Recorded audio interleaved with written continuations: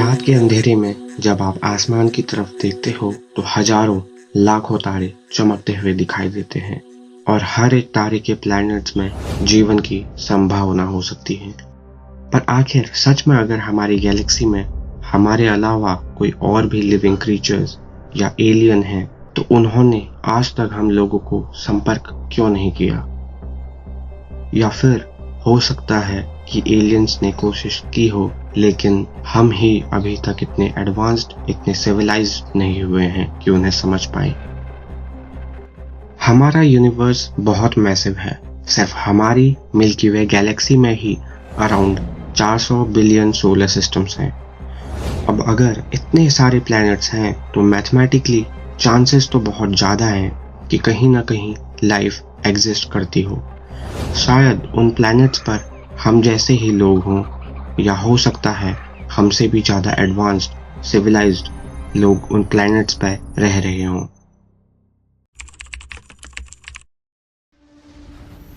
एक रात एक रेडियो टेलीस्कोप पर साइंटिस्ट जेरी एक नॉर्मल रोडेंट चेक कर रहे थे, लेकिन अचानक टेलीस्कोप ने एक अनयूजुअल सिग्नल पकड़ा जो न स्टैटिक था न नॉइज, एक परफेक्ट स्पाइक। यह सिग्नल पूरे 72 सेकंड्स तक चला, इतना फ्लॉलेस कि जेरी ने डेटा शीट पर सिर्फ एक शब्द लिखा, वाव। इसीलिए इस सिग्नल को कहा गया वाव सिग्नल। यह सिग्नल हाइड्रोजन फ्रीक्वेंसी के बिल्कुल पास था, जो यूनिवर्स का एक यूनिवर्सल चैनल माना जाता है। सबसे बड़ी बात, इतना क्लियर और इतना आइडियल सिग्नल दोबारा कभी रिपीट नहीं हुआ।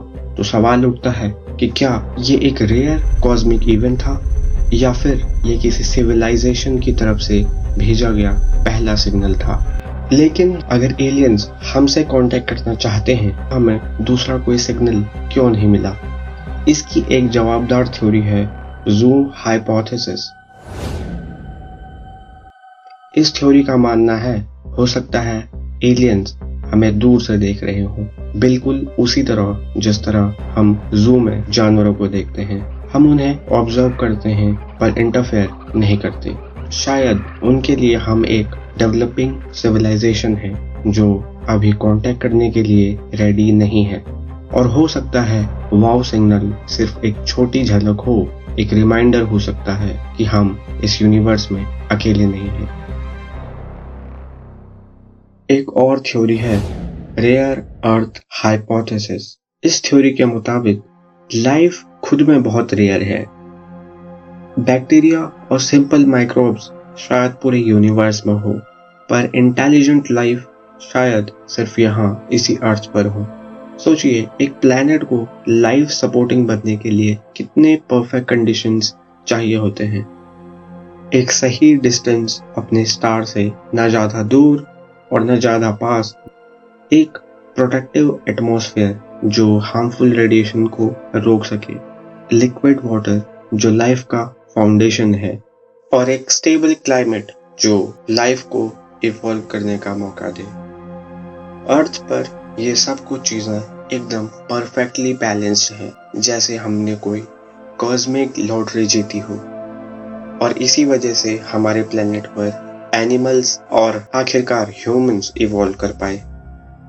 लेकिन शायद यूनिवर्स में कोई और प्लेनेट इतने लकी ना रहे हों। और अगर ऐसा है तो सवाल उठता है, क्या सच में कोई एडवांस सिविलाइजेशन हमारे अलावा एग्जिस्ट करती है? क्या हमारा यूनिवर्स इतना बड़ा होने के बावजूद हम ही एकमात्र इंटेलिजेंट और एडवांस स्पीसीज हैं? आपका क्या थॉट है इस बारे में?